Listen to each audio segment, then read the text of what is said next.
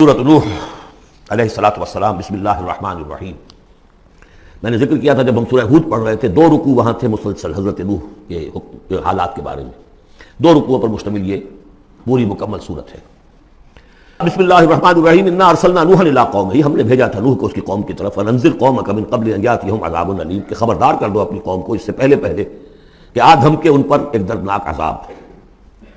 قال یا قوم انی لکم نذیر مبین، کہا انہوں نے اے میری قوم کے لوگوں میں تمہارے لیے ایک صاف صاف خبردار کرنے والا تیار کرو اور میری اطاعت کرو۔ رسول جب آتا ہے تو کہتا ہے میری اطاعت کرو، نبی یہ نہیں کہتا۔ نبی کہتا ہے بھئی اللہ کے بندے بنو، اللہ کا حق مانو، متقی ہو جاؤ، یہ پرسنل میری اطاعت، ان اعبدوا اللہ واطیعون، اللہ کی بندگی کرو، میری اطاعت کرو، یہ رسول کا مقام۔ حضرت یوسف نے نہیں کہا کہ پہلے میری اطاعت کرو، تم تخت چھوڑو میں بیٹھوں گا یہاں، تم کون ہوتے ہو بادشاہ؟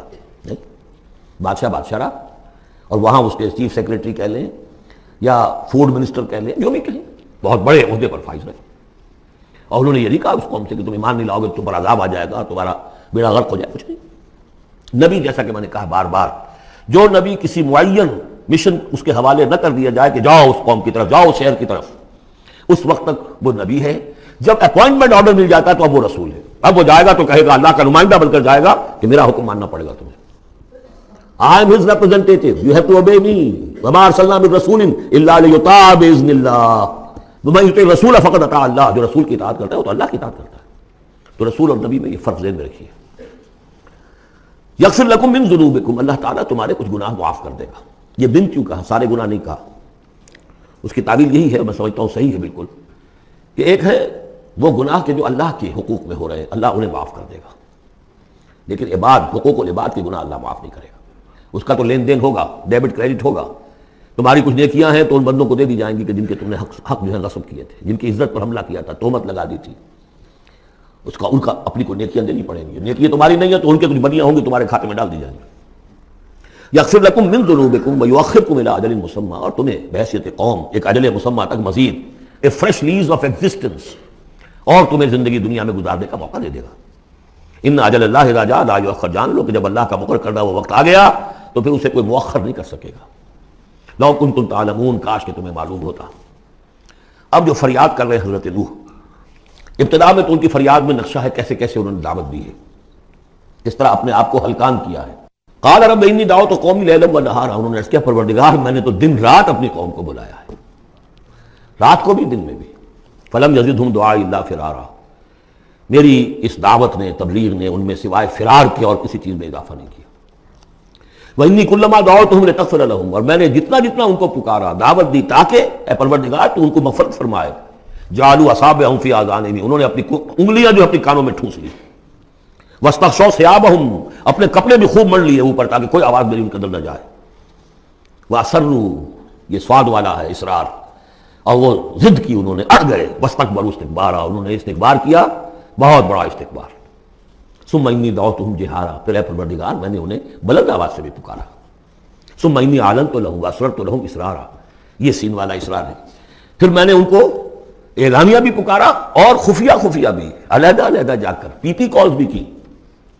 فقلت استغفروا ربکم، میں نے ان سے کہا اپنے رب کا سے استغفار کرو، انہ کان غفارا، یقیناً وہ بہت بخشنے والا ہے۔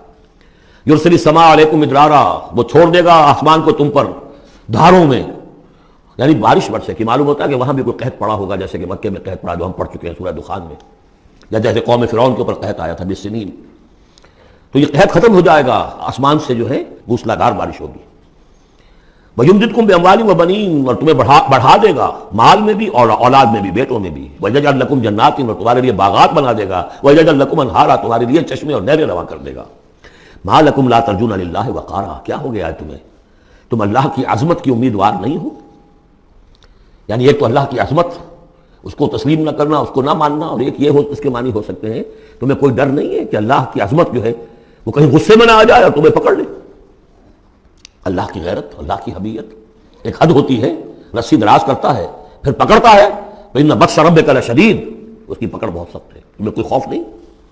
وقد خلقکم اطوارا، اس نے تمہیں بنایا ہے طریقے سے، درجہ بدرجہ، نطفہ تھا اور پھر علقہ تھا اور پھر مضغہ تھا۔ الم تروا کیف خلق اللہ سبع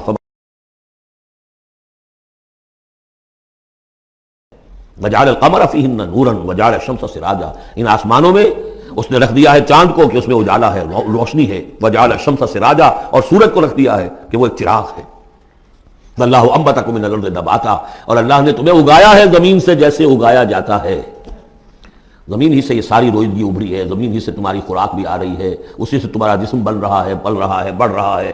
لیکن یہ کہ اس کے اندر ایک اشارہ ان لوگوں کے لیے بھی ہے کہ جو وہ ارتقاء کے نظریے کو مانتے ہیں کہ جیسے زمین سے اگایا ہے اللہ نے، گویا کہ رفتہ رفتہ یہیں سے چھوٹے اینیمل پھر بڑے پھر بڑے پھر بڑے، جس کی کہ آخری کلائمیکس کیا ہے؟ Homo sapiens. واللہ انبتکم من الارض نباتا واللہ اعلم ثم یعیدکم فیہا ویخرجکم اخراجا، پھر وہ تمہیں دوبارہ لے جائے گا اسی زمین میں، دفن کر دے گا، فیخرجکم اخراجا، پھر نکالے گا تمہیں جیسے نکالا جاتا ہے۔ واللہ جعل لکم الارض بساطا، اللہ نے تمہارے لیے زمین کو بچھا دیا بچھونے کی طرح، بستر، لتسلکوا منہا سبلا فجاجا، تاکہ چلو تم اس میں، بڑے کشادہ راہیں ہیں، شاہ راہیں ہیں تمہارے لیے جو اللہ نے بنا دی ہیں۔ لیکن قال نوح، اب یہ فریاد ہے دوسری، ایک فریاد وہ تھی میں نے یہ دعوت دی، میں نے یہ دعوت دی، میں نے یہ دعوت دی، یہ کہا، یہ سمجھایا۔ قال نوح رب انہم عصونی، کہا نوح نے پروردگار انہوں نے میری نافرمانی کی، واتبعوا، اور پیروی کی ہے من لم یزدہ مالہ وولدہ الا خسارا، اپنے ان لیڈروں کی پیروی کی ہے جن کے مال اور اولاد نے ان کے لیے سوائے خسارے کے اور کچھ نہیں بڑھایا، جو مرفع الحال ہیں، مترفین ہیں، دولت والے ہیں، اور ان کو ان کی دولت نے، ان کی اولاد نے ان کو اور زیادہ سرکش کر دیا، اور باغی کر دیا، اور مغرور کر دیا، یہ انہی کے پیچھے چل رہے ہیں، میری بات سننے کو کوئی تیار نہیں۔ قال نوح رب انہم عصونی واتبعوا من لم یزدہ مالہ وولدہ الا خسارا ومکروا مکرا کبارا، اور ان لوگوں نے چال بھی چلی بہت بڑی، داؤ کیا بہت بڑا۔ وہ داؤ کیا ہے؟ قوموں میں ایک عصبیت پیدا ہو جاتی ہے، یہ ہمارے بزرگ ہیں، یہ ہمارے اسلاف ہیں، یہ اولیاء اللہ ہیں، یہ ہمارے جو ہے پرانے لوگ ہیں، ان کے نام پر ہم نے یہ بت بنائے تھے، یہ لوگ آ رہے ہیں ان کی نفی کر رہے ہیں۔ اس کے بجائے تم اپنے ان معبودوں اور اپنے بزرگوں ان کو مضبوطی کے ساتھ تھامے رکھو، ان کے ساتھ اپنے آپ کو، جیسے کہ اس سے پہلے آیا تھا امشو واسبروا علی آلہتکم، چلو چلو یہاں سے محمد کی بات نہ سنو، اور اپنے جو بھی معبود ہیں صبر کر کے ان کے ساتھ چمٹے رہو۔ انہوں نے بھی ان کی عصبیت کو بھڑکایا، قالوا لا تذرن آلہتکم، دیکھنا کبھی چھوڑنا بیٹھنا اپنے معبودوں کو، ولا تذرن ودا ولا سواعا ولا یغوث ویعوق ونسرا، ہرگز مت چھوڑنا سواع کو اور یغوث کو اور یعوق کو اور نسرا کو۔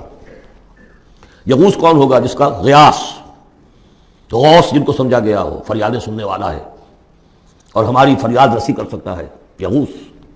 یہ اس کے بارے میں تحقیق یہی ہے کہ یہ بھی اولیاء اللہ تھے۔ ظاہر بات ہے کہ حضرت نوح علیہ السلام نسل کس کی ہے؟ حضرت آدم کی۔ پھر ان سے پہلے انبیاء ہوئے ہیں، شیث تھے، ادریس تھے علیہ السلام، تو ان میں اچھے لوگ بھی تھے، اولیاء اللہ بھی تھے۔ لیکن پھر جب کفر آیا، شرک آیا، انہی کی یہ ہے کہ کچھ تمثیلیں بنا دی گئیں۔ پہلے صرف ان کو سلام کرتے تھے یا عزت کرتے تھے، ٹھیک ہے ہم ان کی عزت کرتے ہیں۔ میں نے اپنی آنکھوں سے دیکھی ایک تصویر، ماڈل ٹاؤن لاہور میں ایک صاحب کیا، بڑے نیک آدمی تھے، بڑے متقی آدمی، میں حیران ہوا، میں ان کی گیا تو ایک تصویر لگی ہوئی تھی جس میں 3 بزرگ بیٹھے ہوئے ہیں، اور ان کا نام کیا ہے؟ یہ ہے معین الدین اجمیری، اور یہ ہیں خواجہ بختیار کاکی، اور یہ ہیں بابا فرید شکر گنج، تینوں بیک وقت جمع ہیں۔ اور یہ کہ اس تصویر لگا کے اس کے اوپر ہار باقاعدہ لگا۔ یہی چیز بڑھتے بڑھتے پھر بتوں کی شکل اختیار کر لیتی ہے۔ تو تدریجاً ہوتا ہے، یہ ایک دم تو نہیں ہو جاتا۔ یہ ملتان کی زبان میں کہتے ہیں بندہ تھیندے تھیندے تھی جاتا ہے، ہوتے ہوتے تھوڑا تھوڑا تھوڑا تھوڑا وہ کہاں سے کہاں پہنچ گیا پتہ نہیں چلتا، کہاں سے کہاں پہنچ جاتا ہے۔ تو مت چھوڑنا انہیں، ولا تذرن آلہتکم ولا تذرن ودا ولا سواعا ولا یغوث ویعوق ونسرا وقد اضلوا کثیرا ولا تزد الظالمین الا ضلالا، انہیں تم بہتوں کو بہکا دیا، تو اے اللہ اب ان ظالموں کے لیے سوائے گمراہی کے اور کسی چیز میں اضافہ نہ کر۔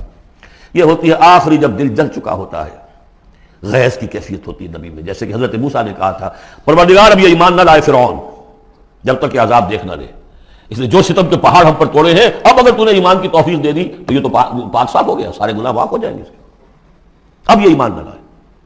یہ معاملہ ہوتا ہے، ولا تزد الظالمین، اے اللہ اب ان ظالموں کے لیے مت اضافہ کر مجھے گمراہی کا، مما خطیئاتہم، اپنی ان خطاؤں کی وجہ سے وہ غرق ہو گئے، فادخلوا نارا، داخل کر اللہ کے سوا کوئی مددگار۔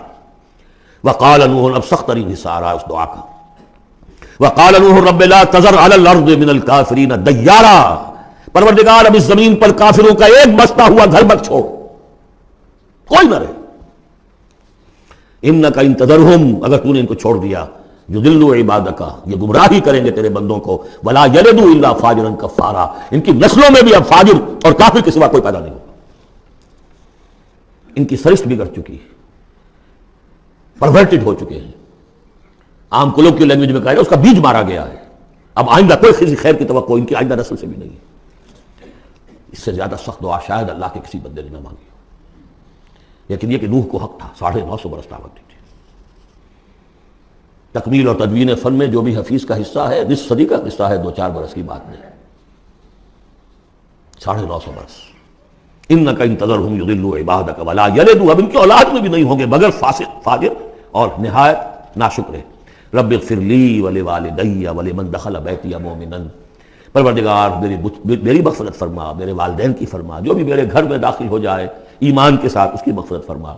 وللمؤمنین والمؤمنات، اور تمام مرد اور عورتیں جو صاحب ایمان ہوں، جو کسی دور کسی زمانے کی ہوں، پچھلی ہو اگلی ہو.